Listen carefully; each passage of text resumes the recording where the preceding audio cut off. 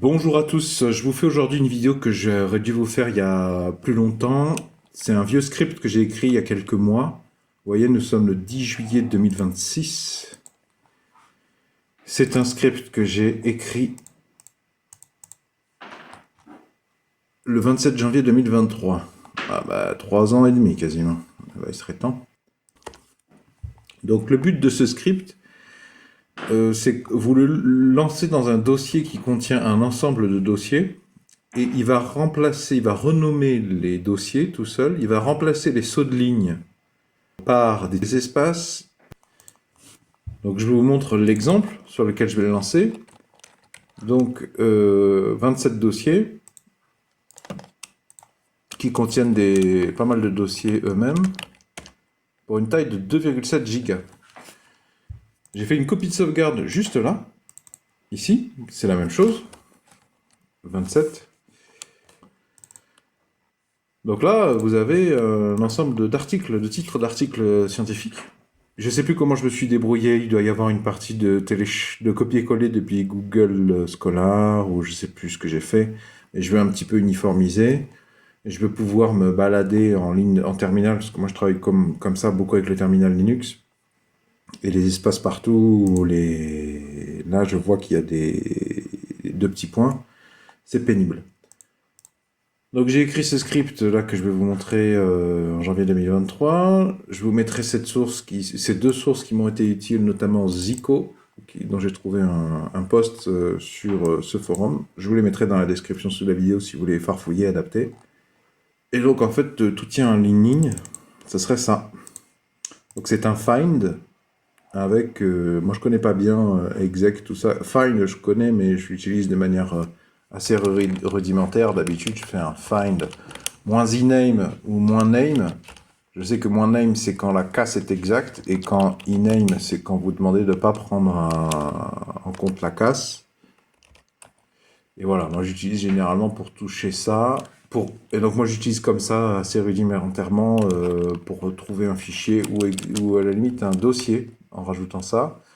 Donc je ferme la parenthèse, mais c'est pour vous dire que moi la commande find, je ne comprends pas beaucoup plus que ça. Donc, je vous invite à aller farfouiller dans la documentation de la fonction find et puis dans ses sources. Mais je suis arrivé à me débrouiller avec ça. Donc on va le lancer. Vous voyez, c'est le fichier pour le moment que j'appelle remp3.sh. Ça doit être la version 3. Donc il est là dans le dossier qui me sert d'exemple. Donc clic droit, ouvrir dans un terminal, bash, rem, tabulation.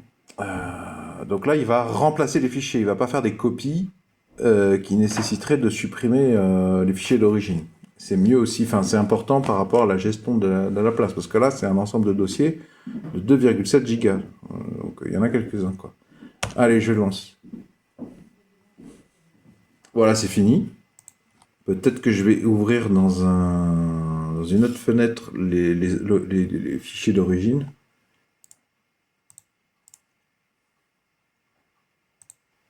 Voilà, donc les originaux, je vais les mettre à gauche, voilà, donc et à droite, les renommer. Donc là, anti-inflammatory, rien n'a bougé, mais il n'y a pas de saut de ligne en même temps. À droite, là. Donc là, je crois que le saut de ligne a sauté. Oui, c'est ça. Là, il n'y avait pas de saut de ligne, je crois pas, ça n'a pas bougé. Ici, ça n'a pas bougé. Là, comparison of bacterial, ça a fait sauter effectivement les sauts de ligne. Donc là, c'était les versions précédentes de mes tentatives, je suppose. Renommer les dossiers en remplaçant les sauts de ligne par des underscores. Renommer les dossiers des sauts de ligne par des espaces.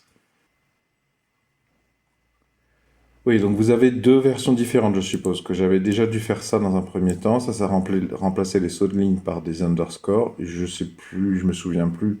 J'ai dû vouloir remplacer par des espaces. Mais je crois que c'est parce que j'ai déjà publié, je vous mettrai l'épisode concerné dans la description, un autre script qui remplace les espaces par des tirets. Donc je l'ai déjà ce script, mais il ne devait pas gérer les sauts de ligne, donc je pense que c'est pour ce motif que j'ai voulu faire un sujet séparé. Mais je pense qu'il y a moyen de plus facilement s'en rendre compte. Instantanément, je vais ouvrir deux terminaux. Hop. Je vais mettre les originaux à gauche et les renommer à droite. Je vais faire ls et ls.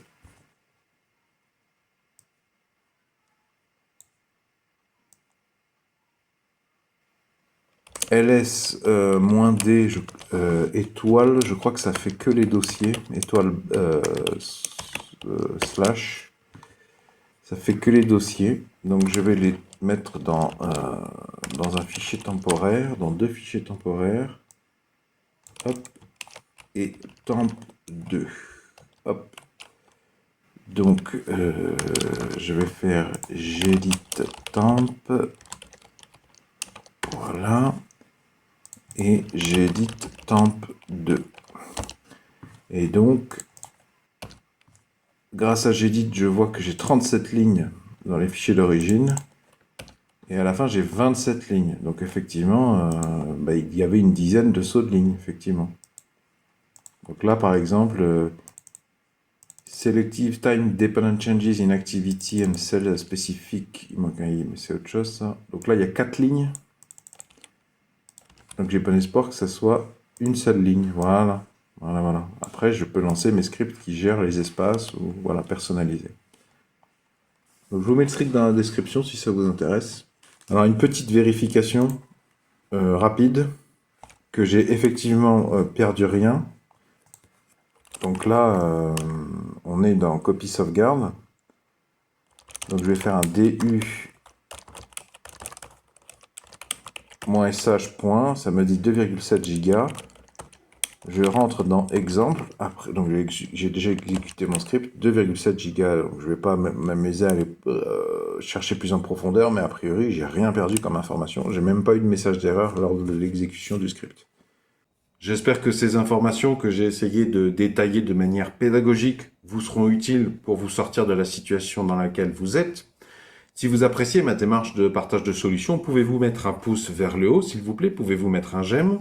Vont s'afficher à l'écran un rond ainsi qu'un rectangle. Le rond, je vous invite à cliquer dessus pour vous abonner à la présente chaîne YouTube. Le rectangle, je vous invite à cliquer dessus puisque ça vous emmènera vers toutes les vidéos passées en rapport avec la même thématique.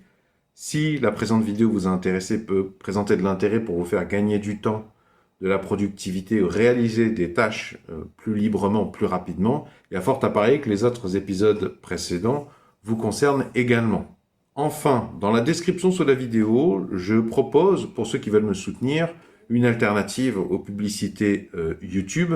Je propose quelque chose d'un petit peu original, à destination des personnes qui veulent créer une activité d'auto-entrepreneur ou qui veulent carrément créer une entreprise ou qui veulent rediriger la barre de leur entreprise parce que ça ne va pas très bien financièrement en commençant une entreprise intégralement en utilisant des systèmes Linux qui sont gratuits, très intéressant pour votre trésorerie, votre durabilité dans le temps. Pour les personnes qui veulent peut-être sauver leur entreprise et qui se rendent compte du pognon dingue qu'ils ont gaspillé dans des systèmes Windows ou Apple, je vous propose, pour ceux qui veulent me soutenir, un produit.